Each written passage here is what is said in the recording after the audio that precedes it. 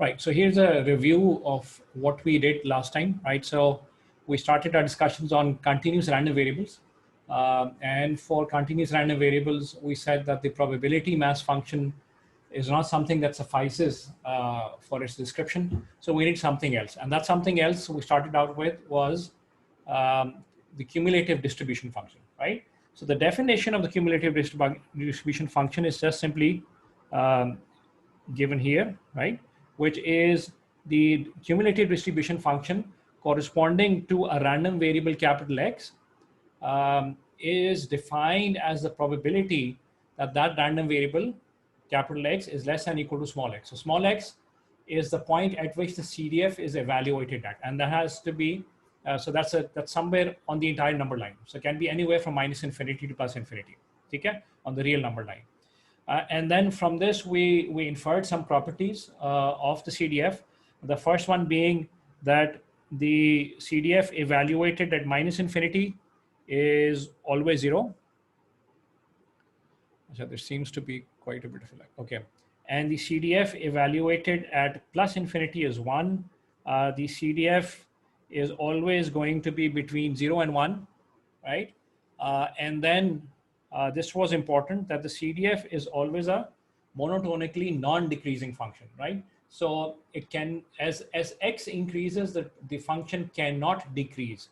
It may stay flat or it may increase, okay?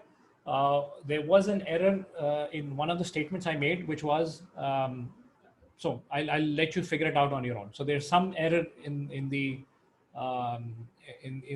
video lecture that I uploaded. So there's a statement that I made about decreasing function, non-decreasing and increasing function. One is a subset of the other. What I said was wrong. Okay. I'll see if somebody can pick that up and let me know. Okay. So here is just, for example, this is an example of a CDF function, right?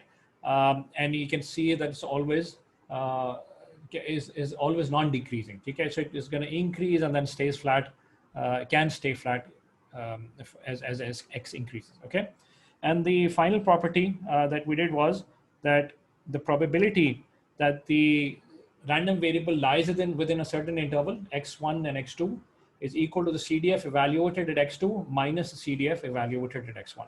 Okay. Then we did some examples. That's not really important here. One of the important point here is that the probability that x is less than 5 is equal to the probability that x is less than equal to 5 for continuous random variables. It may not be so for discrete random variables. Okay, so that's another one of the points that we discussed, right? Okay. Now what we want to do is to define something else, which is called the probability density function, right? So what is a probability density function? Does somebody remember?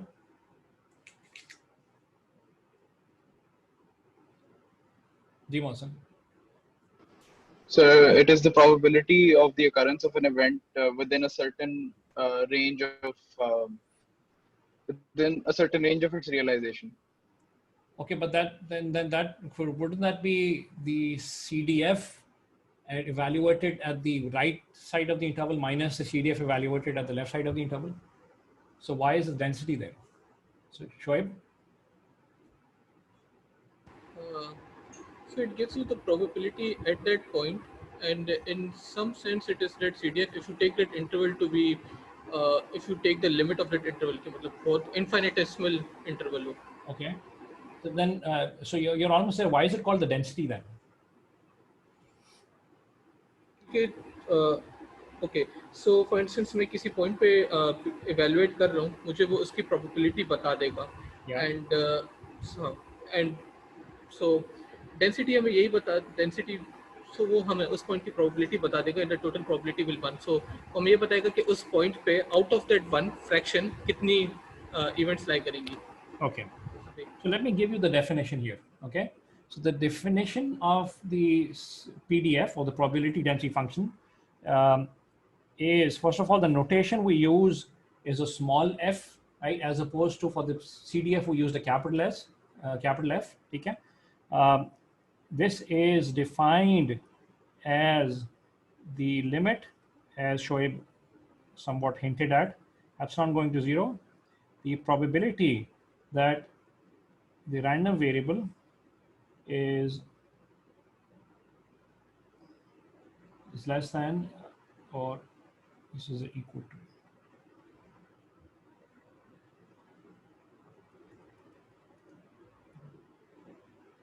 Okay, and this is divided by epsilon. Okay, so this is the definition.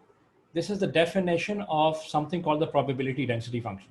Okay, notation once again. What does this represent? This represents that this is the PDF of random variable x. Okay, and what does this represent? The small x. This is where the function evaluated at this point.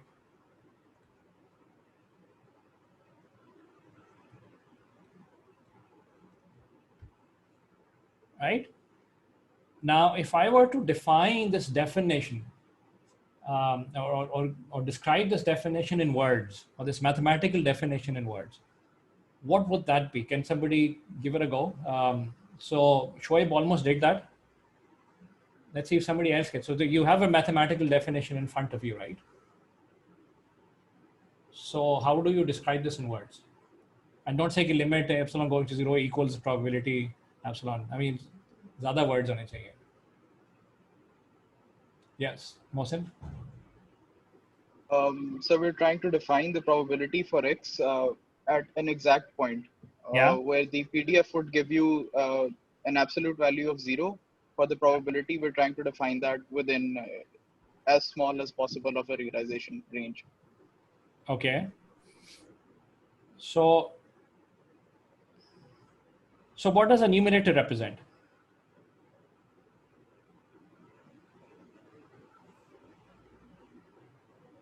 The length between 2 points. J? Length between 2 points. So the numerator basically tells you this is the probability that the random variable x is an element of some interval, right? And that interval is x and x plus epsilon. Okay? So actually this is open from here. So my tablet is acting up. Okay. So x is an element of, right? This is what the numerator represents. The numerator is actually the probability that the random variable capital X lies in this interval. And that interval starts at X and ends at X plus epsilon. Okay, so the numerator is that probability. The denominator is, of course, is the length of that interval. Okay? So if I were to describe this in words, the PDF is the probability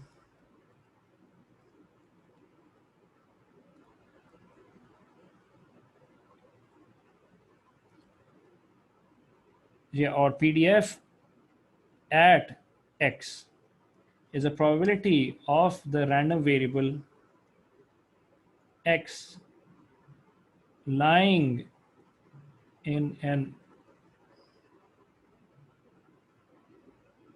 so some words that Shoaib used as well, infinitesimally small interval around X. And then it has to be normalized by something as well. As a normalized by the length of that interval.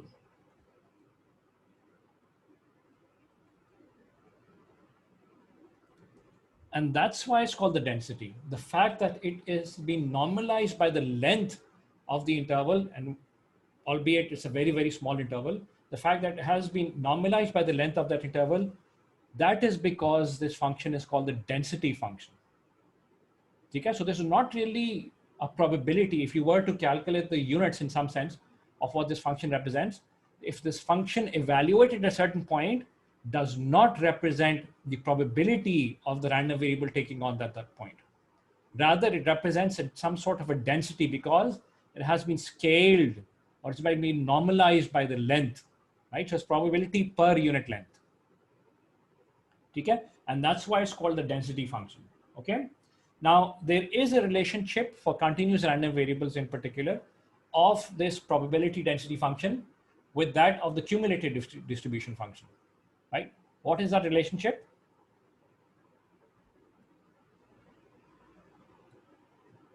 So what is that relationship? So if you differentiate the CDF, you get the PDF.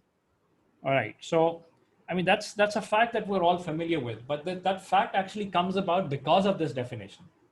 Yes. Right? So the definition that you see up top, this is the reason why the PDF is a derivative of the CDF, right? And we can see that very, very clearly. So for continuous random variables, the probability that x is less than capital X is less than equal to small x plus epsilon. In terms of the CDF, what is this defined as? And we've seen this already in one of the definitions, right? So this is the probability CDF evaluated at x plus epsilon minus the CDF evaluated at x. So x plus epsilon minus, yes, minus the CDF evaluated x. Okay, so this is this probability, and because of which, so f x of x is limit epsilon going to 0,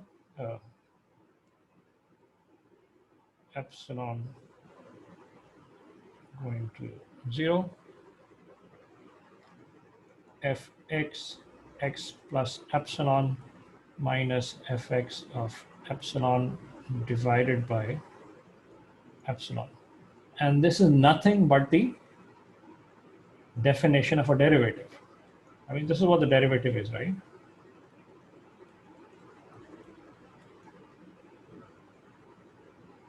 Right? And this gives rise to something that we're all familiar with. I mean, that's very, very commonly known, that the PDF is nothing but the derivative of the CDF, right? So this implies that f x of x equals the derivative of the CDF. Okay.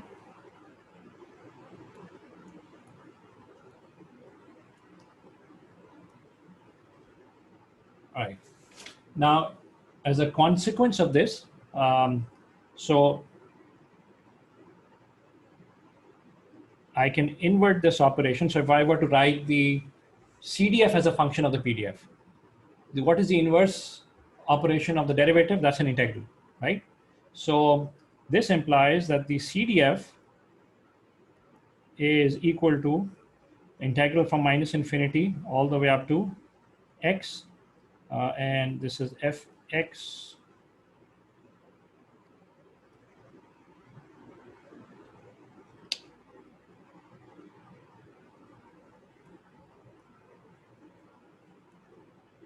oops, should be another variable, y dy, right? So in other words, the PDF is a derivative of the CDF, and the CDF is nothing but the area under the curve of the PDF from minus infinity all the way up to x. Okay? In other words, so the PDF evaluated at small x is equal to the area under the curve. So the CDF evaluated at small x is the area under the curve of the PDF from minus infinity all the way up to small x. Okay? So these are definitions that we're hopefully all of us are familiar with. Okay? All right. So there's some properties that we can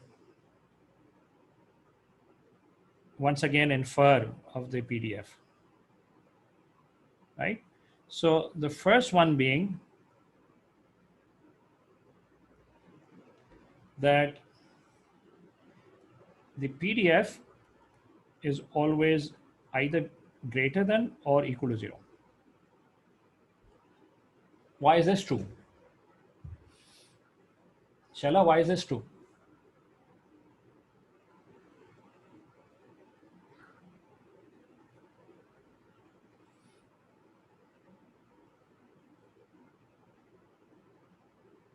Okay, anybody else? Why is this true? Sama Afzal.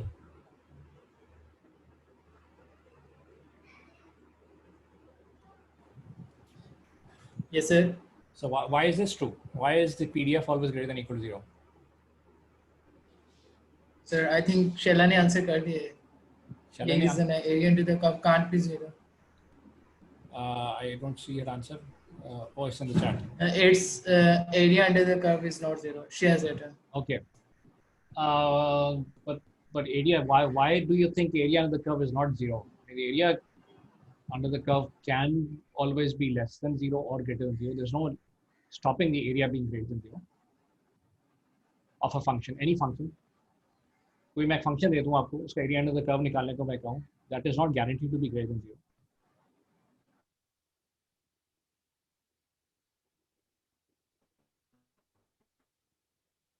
ठीक है?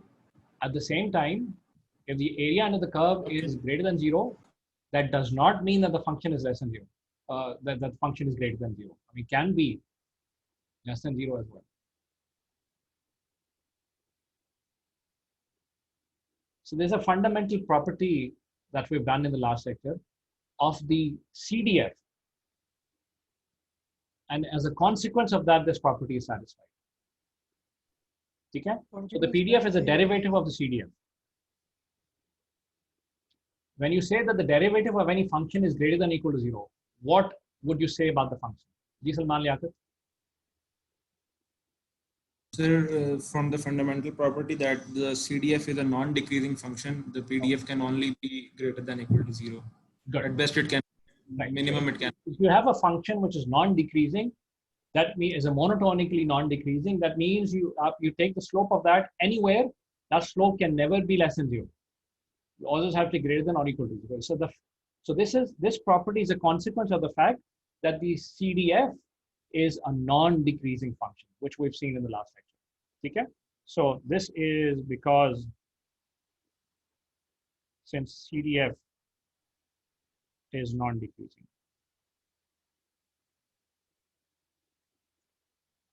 Right? So the CDF is non-decreasing, and since the PDF is a derivative of the CDF, so the PDF can never be negative. Okay?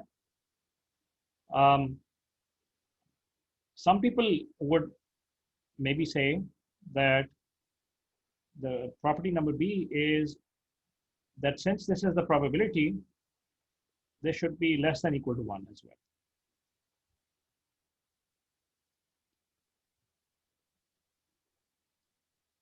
G. Muaz, is that true? No, sir. Why not? Isn't this a probability? No, sir. ये probability density है. Okay, इसका good. area under the curve 1 होना चाहिए. Right. CDF per So derivative. this is not necessarily true. So the PDF can be greater than 1, right? Remember, this is not a probability. Rather, it's a probability density function. I can give you many, many counter examples where the area under the curve is 1, yet the function does go up above 1. Okay? You can cook up such examples on your own. Okay? So since this is not a probability, this is not bound up above by 1, right? This can be greater than 1 as well. So, right? So this is not true. Right? So let me just use this out. Okay. There's some other properties.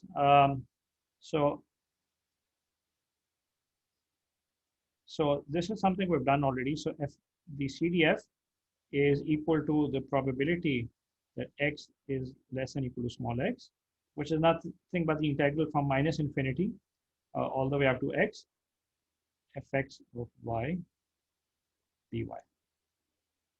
Okay? And what about the integral from minus infinity to plus infinity fx of x? What is this equal to?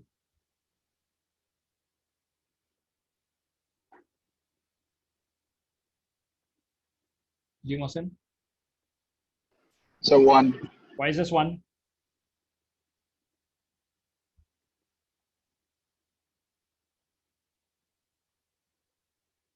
Why is this 1? Well, I'll have to think about it. Right, so this is nothing but the CDF evaluated at plus infinity, right? So you property number B may you just plug in small x equals infinity. What do you get? That you get fx of infinity, right? And fx of infinity is what? Is 1. Okay? So since this is fx of infinity. Okay, and then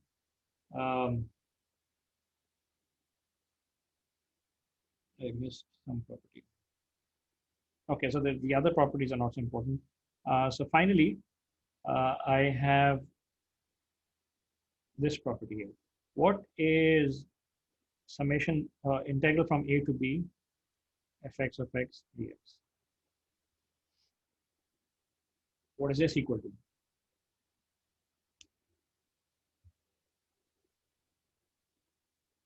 In terms of the probabilities, right? So this is, remember, this is minus infinity to b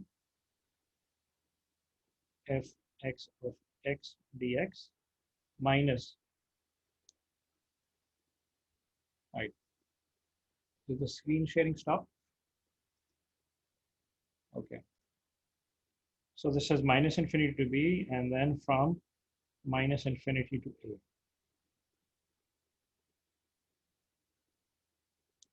And everybody sees that, right? So integral, अगर मैंने a से b निकालना है, right? So minus infinity to a निकाल लूँ and then subtract it from, so minus infinity to b से निकाल लूँ and subtract the area from minus infinity to a, and I'll get the required area under the curve, right?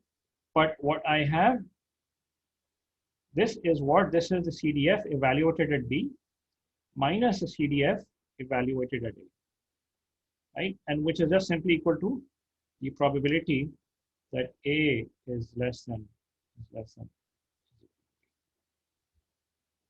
Okay.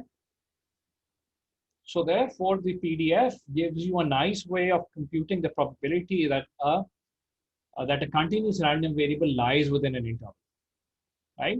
So in other words, if you have a PDF that's given to you, right? So let's say this is some PDF that's given to you, right? And the CDF looks something like this.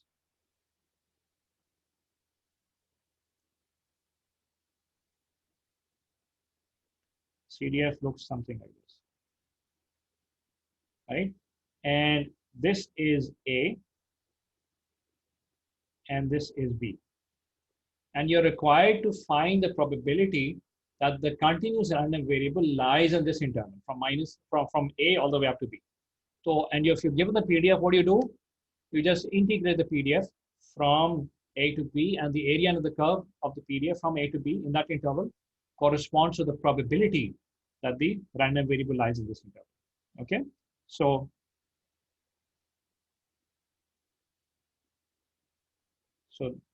this area under the curve, this is the probability that A is less than X is less than equal to B. Right? So that's why CDFs, PDFs are so useful. Okay. All right. Any questions here?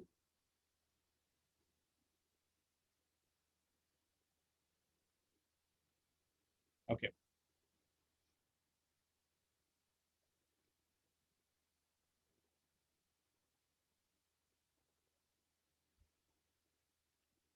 Okay, so the next thing we're going to do is just talk about a Gaussian random variable, right?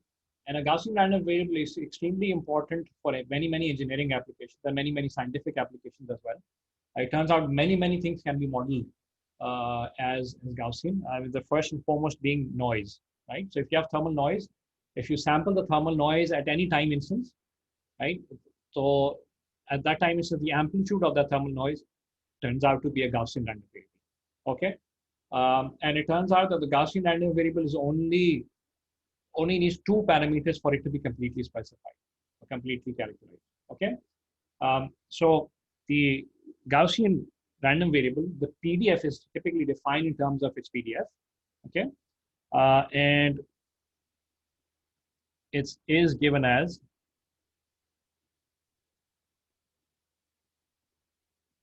so the PDF of a Gaussian random variable is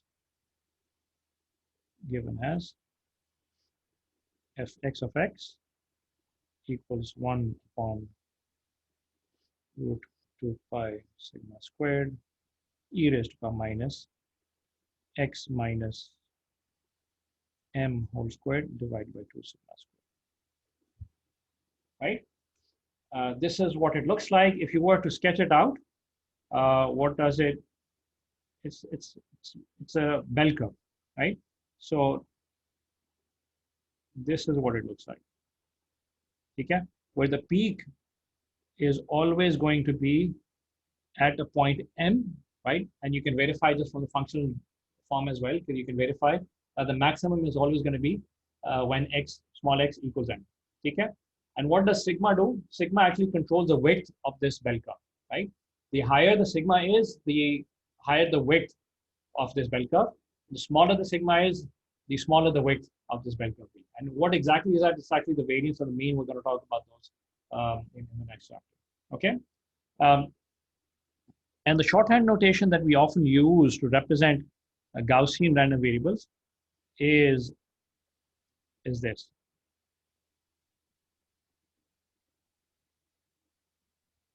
Okay, everybody familiar with this, right? And so when m equals 0,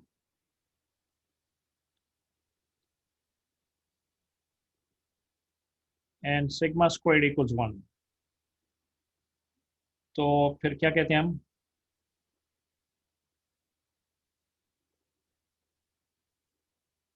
I mean, an often jargon that you're going to come across is standard normal. Okay, when the mean is 0 and the variance is 1, we say that the random variable is a standard normal random variable, right? And by the way, Gaussian random variables के लिए another term that's often used is normal random variables as well. Okay. However, so engineering circles में ज़्यादा Gaussian इस्तेमाल होता है. Scientific circles में they often use normal, the term normal, right? And standard normal comes from that. When you say standard normal, so that means it's a normal random variable, but it's in the standard form in the sense that the mean is 0 and the variance is unity. Okay. Okay. So what is a CDF of a Gaussian random variable?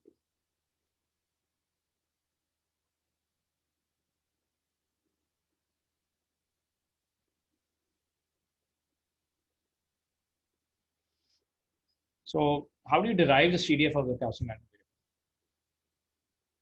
I mean, one of the ways I can do it is just simply apply the definition of the CDF, right? CDF is what? CDF is just simply the integral or the area under the curve from minus infinity all the way up to x of the PDF, right? So for a Gaussian random variable, the CDF is going to be equal to integral from minus infinity all the way up to x, fx of y dy. And by the way, why am I using y here? Just to make sure that this variable, integration variable, is a different variable compared to what I'm using in the limits. Okay? And if I just plug in what the definition is, it's 1 upon root 2 pi sigma squared, and this is from minus infinity to x e raised to power minus y minus m whole squared divided by 2 sigma squared and dy. So who's going to help me to integrate this? I mean, how do I go about integrating this?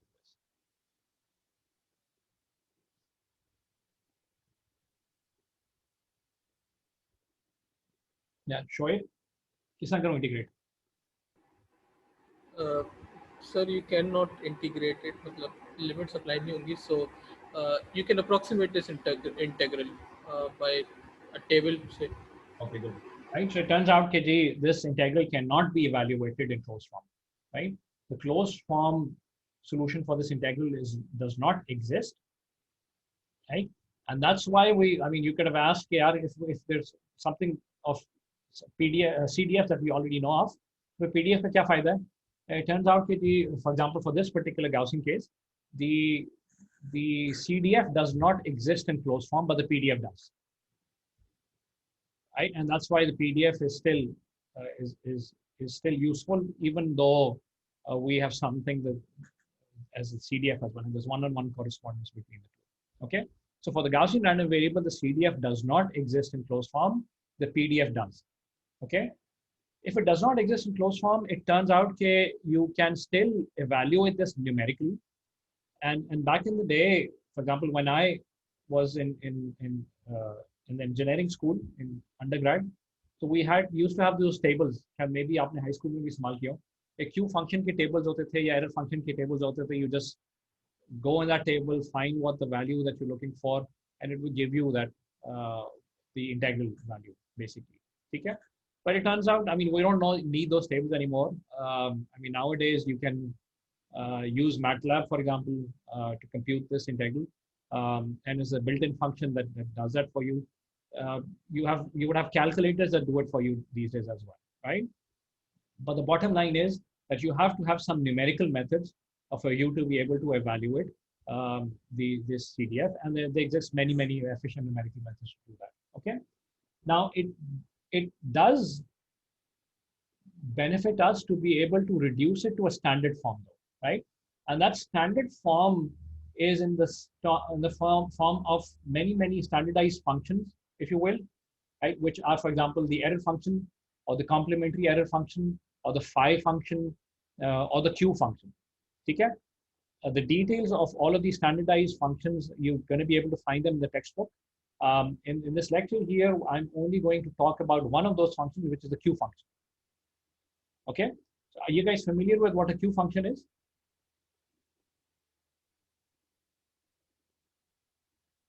Jisha, are you familiar with what a Q function is?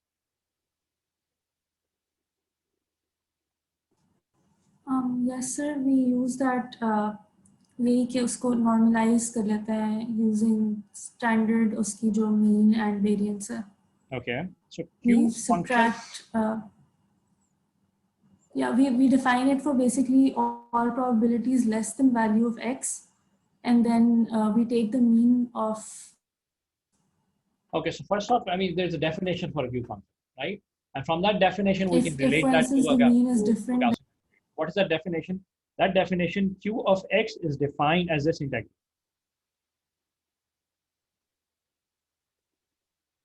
Actually, so it's from x to infinity e raised to power minus t squared by 2 dt. So this is the definition of a Q function, right? And you can see there's a relationship with the Gaussian random variable, or the CDF of the Gaussian random variable, right?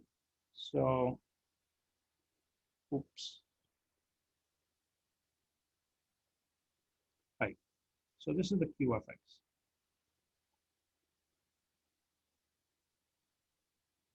And what does it actually represent? This is, if you look inside the integral, this is nothing but the area under the curve of a standard normal PDF. Right? It's the area under the curve of a Gaussian PDF, which has mean equal to 0 and a variance equals 1. Right? So in other words, if I were to sketch out a standard normal PDF, right, which is centered at 0, so this is where the mean is, which is 0. This is where the peak is, and this is where the mean is. Okay? Q of x. So for example, if this is x here, somewhere over here. So this is x. This area under the curve, this is Q of x. Right? But of course, this thing here, this curve here is standard normal, right? With a mean 0 and a variance 1, right? So this is the definition of a Q function, right? So if I had a standard normal random variable and I ask you to find the CDF of that in terms of the Q function, it would be very, very simple, right? That would just simply be what? 1 minus Q of x. Okay? Okay, CDF is from minus infinity to x. This Q of x is from x to all the way up to infinity. So there's just a factor of a complement there. Okay? So the CDF of a standard normal random variable is just going to be equal to 1 minus Q of x, right? However, if I ask you to find the CDF of a regular Gaussian random variable, which has a mean m and a variance sigma squared, which is not necessarily unity, and the mean is not necessarily 0. Okay? So it turns out you can scale this and you can do some normalization to be able to relate that still to the Q function. How? So this is how you do it very, very quickly. So if x is a Gaussian random variable with a mean m and a variance sigma squared, okay, what is the probability that x is greater than or equal to small x? This is just simply 1 upon root 2 pi sigma squared, integral from x to infinity, e raised to power minus y minus m whole squared divided by 2 sigma squared times dy. Okay? And somebody asks you to try to convert this to a Q function form. Kya kare? Somebody asks you to convert this integral into another integral which looks like a Q function or some relationship with the Q function. What do I do? Salman, Nadeem? Yes, sir. Repeat kar sakte hain sir question. So how do you convert this integral into a form which looks similar to a Q function? Q function red में ऊपर जो box है उसमें लेके Yes, sir. किसने लेके जाऊं? Sir इसको डिफरेंशिएट करें with respect to t. Okay. I don't know, sir. मैं like a shot in the dark. Okay, you raise your hand. Sir. Sir, variability thought with respect to what we have here. Okay, so Isha, your voice cracked out. Like I see a correct answer in the chat window. Yes, t with respect to y करके. Yes. Right, so you just make a change of variables. Right, all you need to do is make a change of variables. And what is that change of variables? G Muniba, what do you think the change of variables should be? Y minus m को approximate कर सकते हैं t के. Right. So here's a change of variable. Let z equals y minus m divided by sigma. Right. This is the change of variable that I'm going to apply. Right. Isha, you still have a question? Ya purana haath khada hai?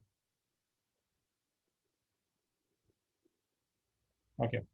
Right. So, this is the change of variable that I'm going to apply. Z equals y minus m divided by sigma. So this implies, of course, that dz equals dy by sigma, right? Right, and therefore dy equals dz times sigma. So I get this is 1 upon, so I'm going to skip some steps here. The sigma squared actually turns out root sigma squared is a sigma that cancels out. And this is from somewhere to somewhere. This is e raised to power minus z squared divided by 2 times dy. And this becomes equal to, so when y equals x, this becomes, sorry, this is dz. And this becomes x minus m divided by sigma all the way up to infinity. Okay? So just use a simple change of variables, and this is what you get. Okay? So there's simple math that you can do to get this expression. Okay? Now this is very relatable to the Q function. How is this relatable to the Q function? What you see is a Q function evaluated somewhere.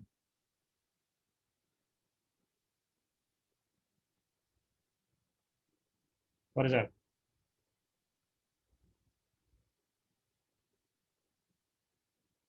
So this is nothing but the Q function evaluated at x minus m divided by sigma. Okay.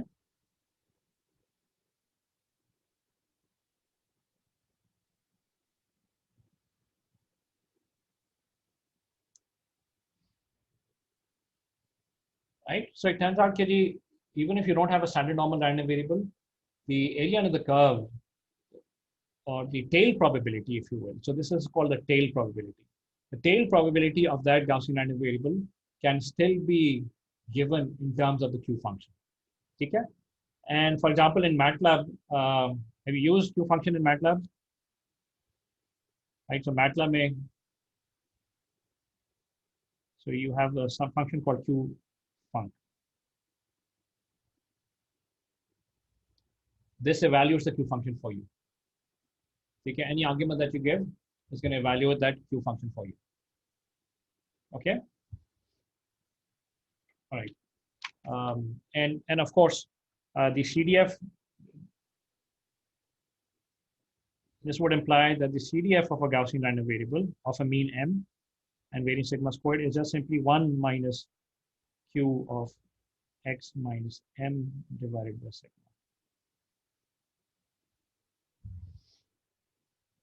Okay. Right.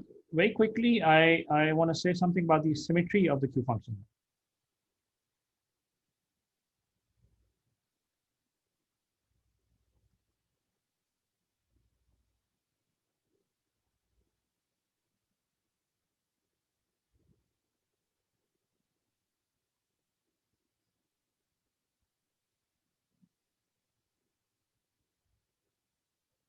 And let me just write it out first, which is that Q of minus x is always equal to 1 minus Q of x. Right? This is something you can go ahead and verify mathematically. I mean, this is not too hard to do. Just make a change of variables and you'll be able to verify that this is true. Okay? But there's an intuitive explanation for this as well, right? And that explanation is the following. So if I give you a standard normal PDF, that standard normal PDF is always symmetric.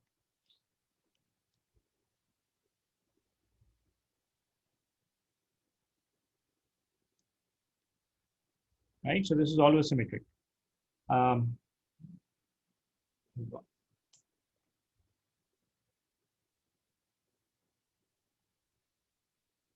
Okay. So Q of x kya hai? So what is Q of x? This is Q of x. This area under the curve is Q of x.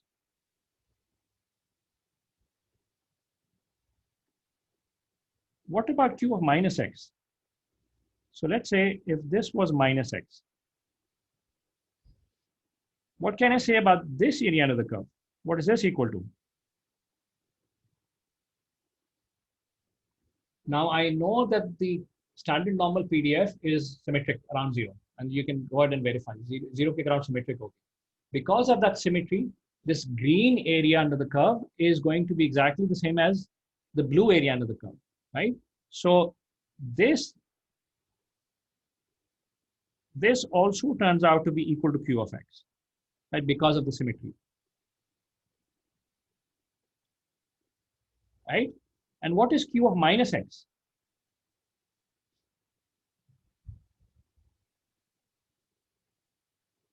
Kyonisha, what is Q of minus x? 1 minus Q of x. So Q of minus x is this area.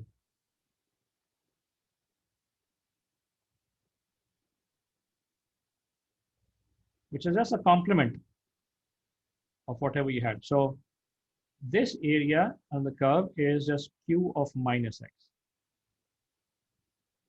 right? And I can clearly see that q of x plus q of minus x is going to be equal to 1, because the area under the curve of a PDF should always be 1.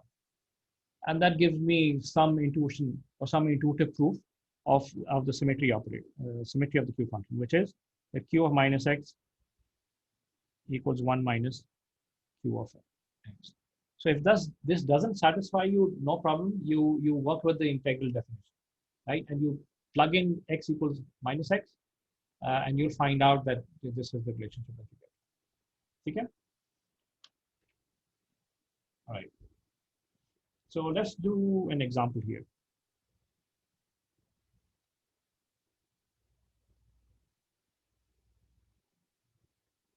So you're given a Gaussian random variable which has a PDF equal to 1 upon root 8 pi e raised to power. So I'm going to use this notation here, minus x plus 3 whole squared divided by 8. Right? So this is the Gaussian PDF, by the way, right? इस Gaussian PDF का mean क्या है? Gaussian random variable का mean क्या है और variance क्या है?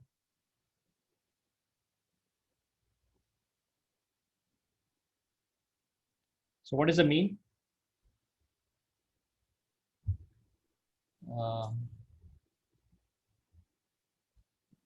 Let's see.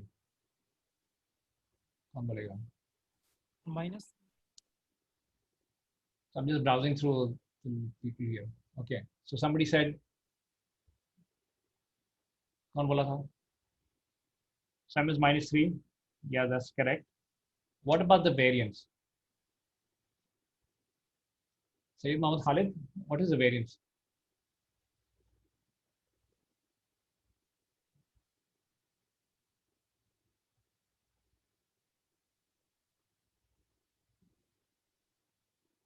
So I need the variance marks, not the standard deviation. Ji? 2, sir. So 2 is not the variance. 2 is the standard deviation. So I need variance which is sigma squared. Sigma squared is 4. And remember, this is 2 pi sigma squared, right? So 2 pi sigma squared is 8. That means sigma squared must be 4. And then you can also verify that this 2 times sigma squared is 8, therefore sigma squared is 8. Sigma squared is 4 as well. Okay? I mean, both need to be satisfied. Make sure that both are satisfied. Otherwise, if they're not satisfied, so this is not a valid Gaussian PDF. Okay? In other words, agar ye hota, ye yahan pe ye hota, right? So this was 4. And I asked you to find the mean and the variance of this Gaussian PDF. So kya answer hai?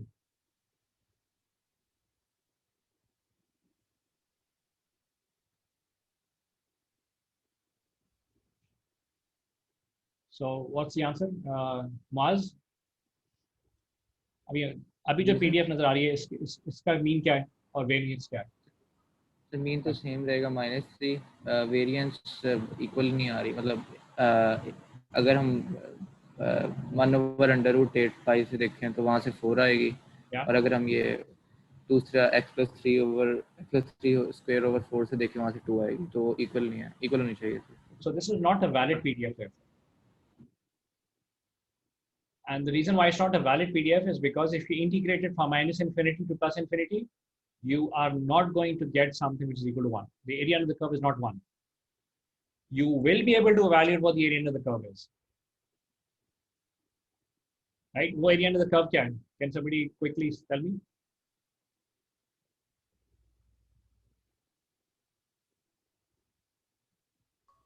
One over under root 2. J? 1 over under root 2. Excellent. So the area under the curve is 1 upon root 2, right? For those of you who have not been able to guess this quickly, go ahead and try to integrate this and find out. Okay, so the area under the curve for this is 1 upon root 2. It's not equal to 1, so this is not a valid PDF. Okay? But nevertheless, let's go back to what we had. All right. So the first part is you need to find the probability that x is less than or equal to 0. So what you're required to do is for all of those parts, determine the answer in terms of the Q function, right? You don't need to evaluate the exact number, but rather just reduce it to a Q function and just leave it there. Okay? So what is the probability that this random variable is less than or equal to 0 in terms of the Q function?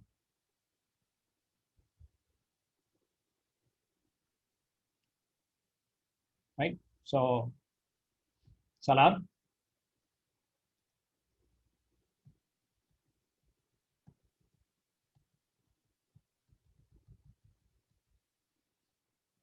Salar, are you there? I saw you a while ago.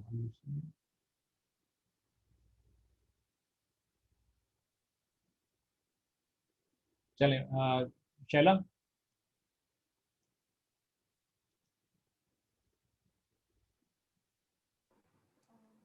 1 minus q of minus 3 over 4. Okay, good.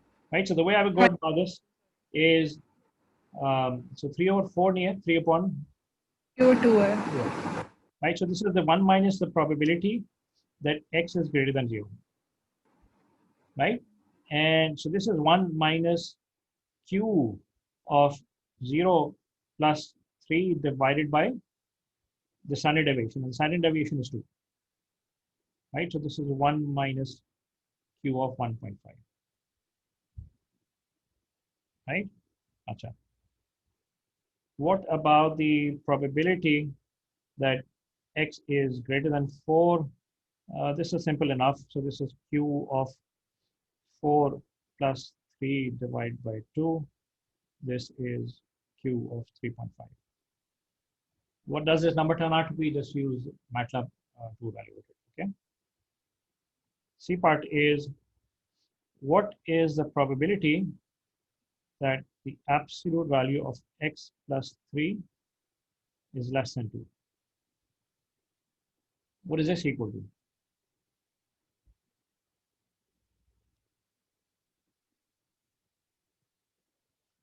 So Salar, you're here. Can I ask you to unmute yourself, please?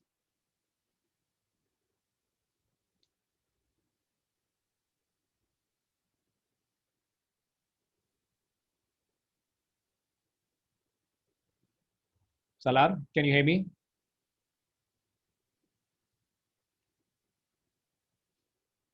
Okay, Osama.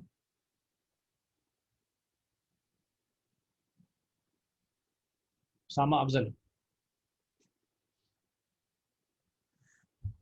Yes, sir. What is this equal to? I mean, how do I go about this now?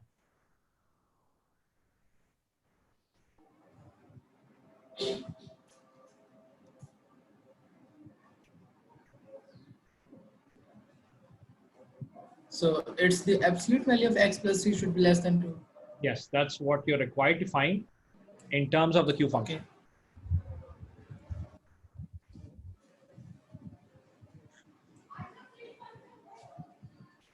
Okay. So can you give me a minute? I want to.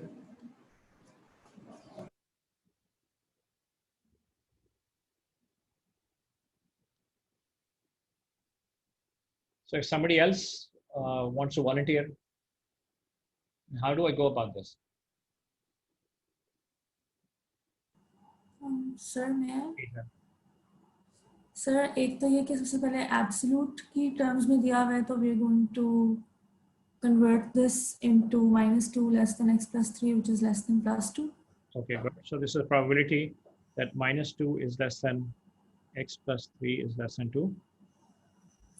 And now we're going to go about making, we can take x to be in the middle and change the limits from -5 to -1. Okay, good. So this and is then break the probability that -5 is less than x is less than -1. -1.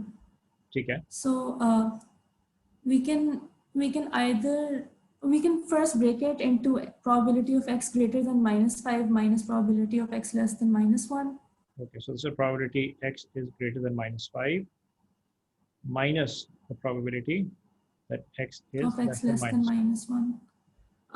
We can use two approaches ahead of this. One could be to take the property of probability x greater than -5 being equal to the probability of x being less than +5. Yeah. Or we could just simply go with the same, that probability of x greater than -5 minus 1 minus probability of x greater than -1. This would be the other one, which I have written in front of me. Okay, so actually, we could go either way. Sorry. What we've done is not right. So you see.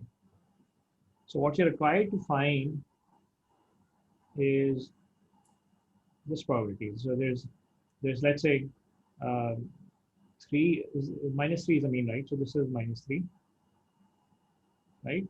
-1 is somewhere around here. Yes. Right, and the -5 is somewhere around here. Okay, and you were required to find. It should be, yeah. This. I just saw it. Yeah. This area under the curve. So it should be probability. Yes. So this is probability that x is greater than -5. Less than.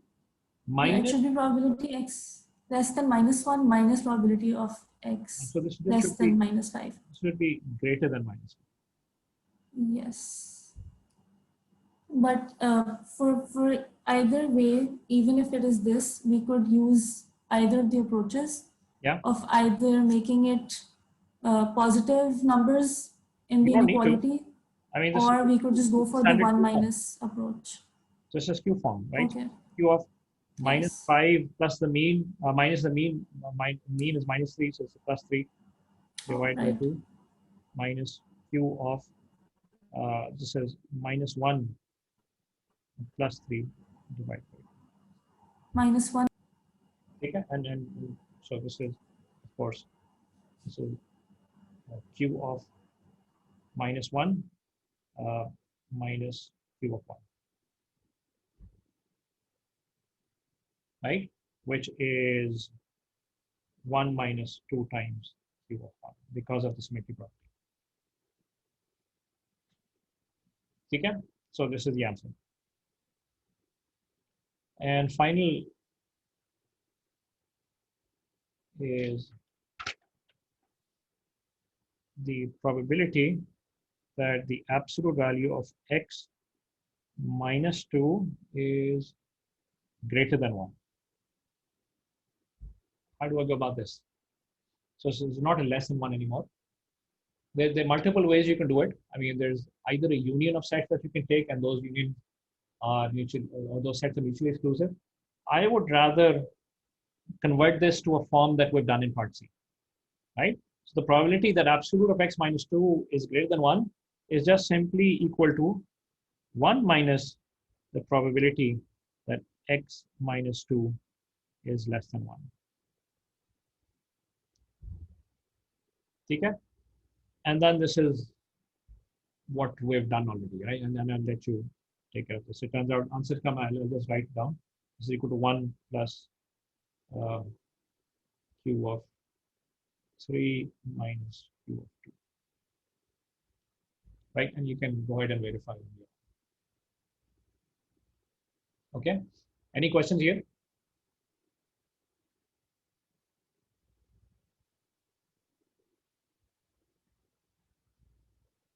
All right. So we're basically done with our discussion on Gaussian dynamic variables for now, right? So this is going to keep on coming up over and over again. This is the introduction to Gaussian dynamic variables, right? Now, there are other random variables that are important, other random variables, continuous random variables that we need to know about, right? And what I'm going to do here is just going to list some of those, and the entire list is available in the textbook. I'm not going to go over each and every one of them. Okay? I'll just probably go over 3 or 4 of them here, right? Very, very quickly. So the first one is uniform random variable, right? So what is a uniform random variable?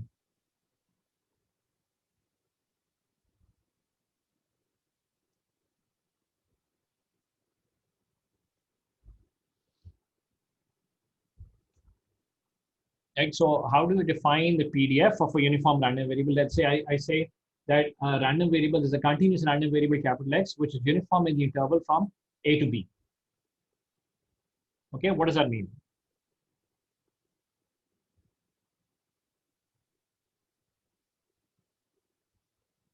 So that it has the same value throughout the range that we're checking for. Good. So it can take on the same values. So you're almost there, Maha. So इसको थोड़ा सा और elaborate करेंगे. Speak in terms of the probability. So sir, for whatever probability, so sir, the area under the probability curve should be 1, and the value that it can take, the random value variable can take is 1 for throughout the so it has a probability of 0 till 1. Yes, Okay. I think so. So let me elaborate on this a little bit, right? So the PDF of a random variable, which is uniformly distributed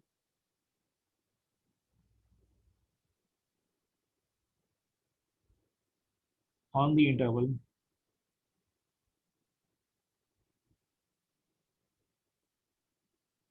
A, B is given by this thing here. So this is if this is A, this is B. The PDF is just simply flat, and it stays flat, right?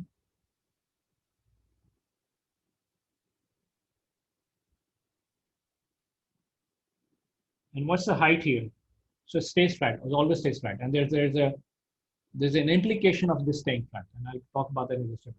But what about the height here? If it's a flat curve, इसकी height कितनी होगी? 1 over B minus A. 1 upon B minus A. Why? So because the area under the PDF should be 1, so the area under this rectangle should be Good. B minus A times 1 Right. over B minus A. The height which stays flat is 1 upon B minus A, just to make sure that the area under the curve stays flat, right? Now it's uniformly distributed between A and B. What does that mean? That means that if I define any interval, any sub-interval in this interval of A and B, the probability that the random variable is going to be in that interval does not depend on where the interval is, but rather it only depends on how big that interval is. Okay? Remember, this is a continuous random variable. This is not a discrete random variable. If this was a discrete random variable, you would have said, Kitty, if it's a uniform random variable which is distributed on values 1, 2, 3, 4, 5, 6, you would have said that the probability that the random variable takes on a value of 1 is the same as the probability that it takes on a value of 2 is the same as the probability that it takes on a value of 3, and so on and so forth. Just like a fair dice, right? And you would have said, Kitty, that's a discrete uniform random variable with a PMF which is equal to 1 by 6 for all values of 1, 2, 3, 4, 5, 6. Okay? However, we're now talking about a continuous random variable. So you cannot talk about the probability that the random variable takes on a certain value on this interval. Rather, you'd have to talk about intervals. Okay?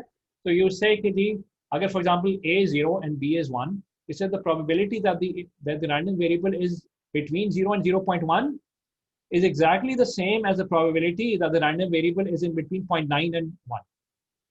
Or the probability that the random variable is between 0.5 and 0.6. Okay? As long as the length of that interval stays 0.1, no matter where that interval is, the probability is going to stay the same. And that's why it's called a uniform random variable. And this comes about because of the flat nature. You can say one is the implication of the other or vice versa, and either way. Okay? Because it's flat, the area under the curve is actually a function of how big that interval is and not where that interval is. Okay? So one is an implication of the other. Okay? So if I say, Kitty, my GPA is a uniform random variable between 0 and 4. Right? So if my GPA is a uniform random variable between 0 and 4, that means the probability that my GPA is going to be between 0 and 1 is exactly going to be the same as the probability that's going to be between 3 and 4. Okay?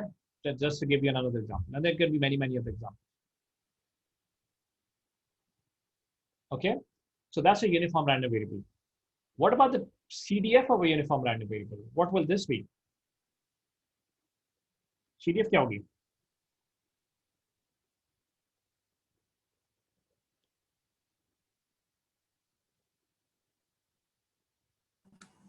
So linearly increasing between A and B. Yeah? Linearly increasing between A and B. And what about outside of A and B?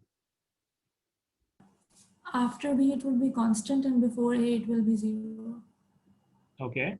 So before A, it's 0.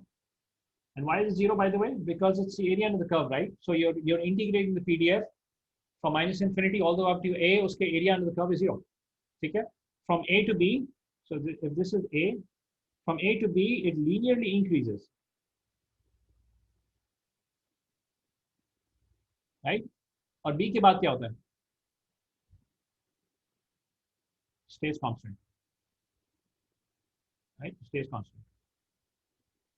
And where is this constant value flatten out to? यहाँ पे क्या होगा? Just 1. Right? So that's the CDF of a continuous random variable. Of a continuous uniform random variable. Okay? Now, in practical engineering application, the example is that of a phase of a sinusoid, right? So when you switch on an oscillator, the phase of that oscillator is a random variable, which is uniformly distributed between 0 and 2 pi. So it could be anywhere.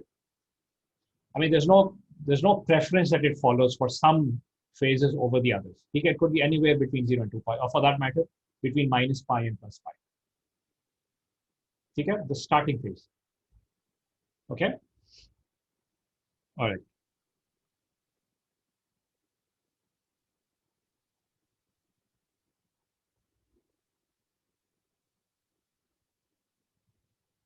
Then we have an exponential random variable, right?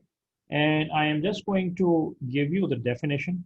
So for any b is greater than 0, the PDF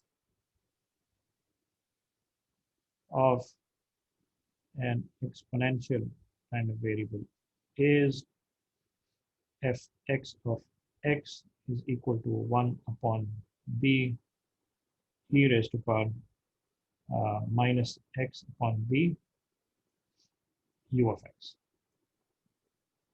And if you were to sketch it out,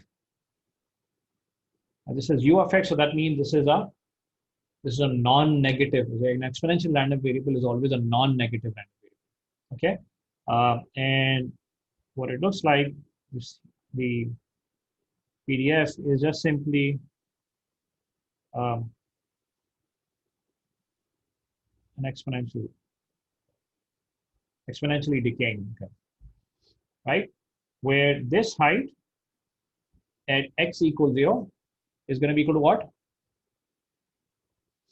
X equals 0 पे Syed Mohammad Khalid, x equals 0 पे क्या height होगी?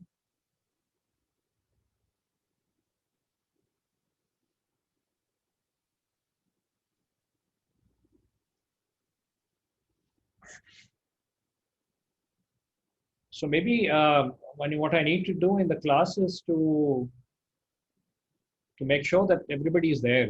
I mean, I don't know if people are just not able to speak because the microphones are off, or they're not just simply there. So Salman Nadeem, what would be the height be? What would this function be at x equals 0?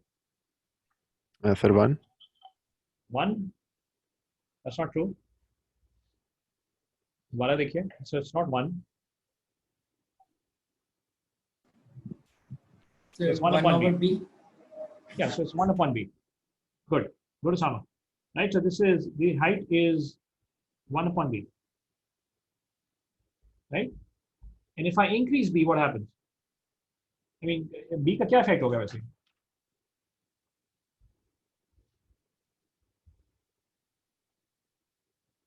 Sir, question repeat कर सकते हैं? If B is high, I mean, if I increase B, what do you expect this curve? Would you expect this curve to change when I increase B?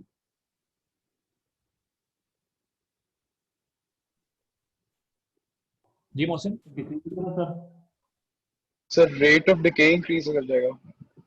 Decrease कर जाएगा. Increase नहीं होगा sir? नहीं, so remember B is 1 upon B there.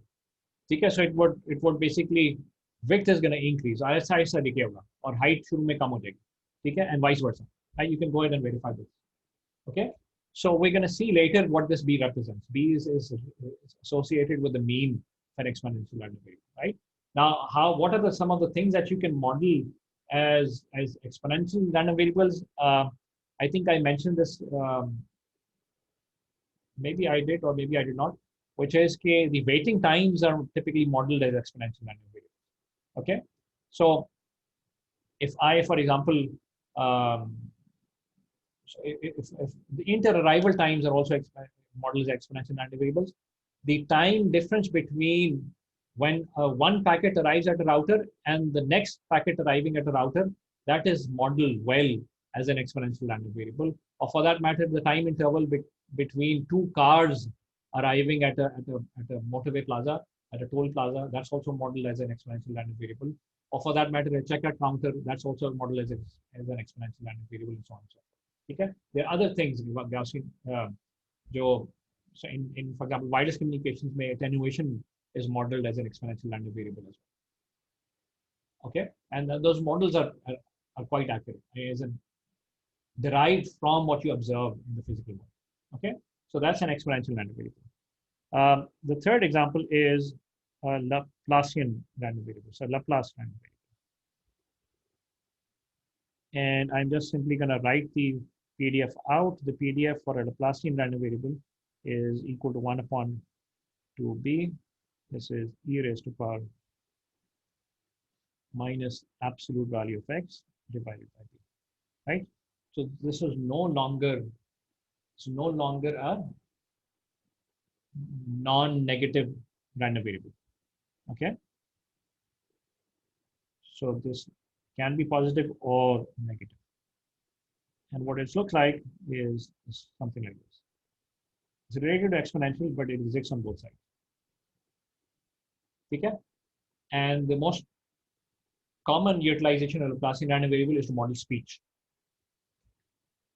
ठीक है, अगर आप speech को stochastically model करें at any particular point in time, the amplitudes, that is a Laplacian random variable. It can be both positive or negative. आप अपने speech signal को plot करके देखिएगा, EE100 में बहुत सारे plotting करा रहे हैं speech की, ठीक है? So it's both positive as well as negative. Okay, and it would be an interesting exercise, for example, for stochastic students, to verify that the Laplacian model is correct. अब उसका histogram अगर बनाए तो you get a Laplacian curve. ठीक है, Isha try करना, आपके पास सारा वो डेटा मौजूद है. Right. So finally, just before we end, this is a Rayleigh random variable, and the PDF of the Rayleigh random variable is given as x upon sigma squared e raised to power minus x squared divided by 2 sigma squared u of x.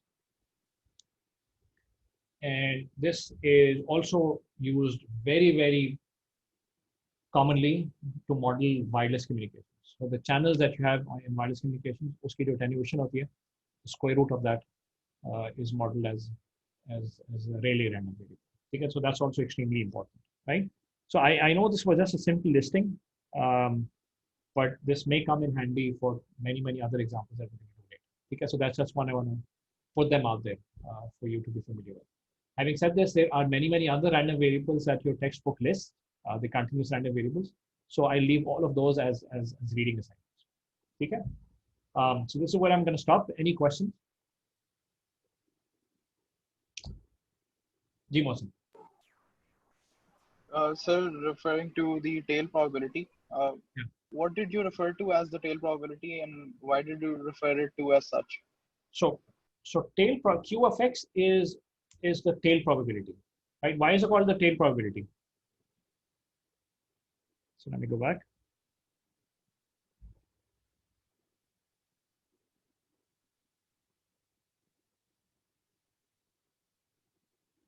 So you see, Q of X is this thing here.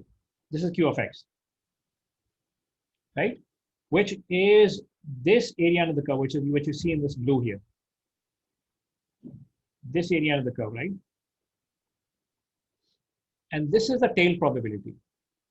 I mean, if I were to, let me sketch it a little bit differently. शायद आपको वहां पे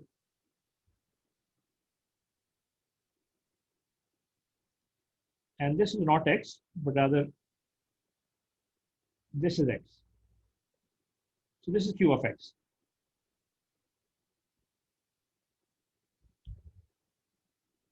Right? So this is the tail. And you're finding the probability under the tail. Is that clearer? क्योंकि वो tail शायद वो लग नहीं रही थी, पूरी के पूरा जिस्म लग रहा था. Right? But it doesn't really matter where you start the tail at. Right? You can start the tail at the head and you can call everything from there all the way up to the end as a tail. Right? So that's why this is called the tail probability, because you're finding the area under the tail of this curve. Okay? And we're going to have a section on tail probabilities a little while later. Right?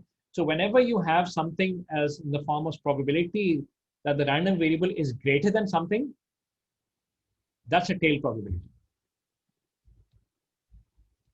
Okay? So we're going to say something more later. Any other questions? Yes, sir. Yes.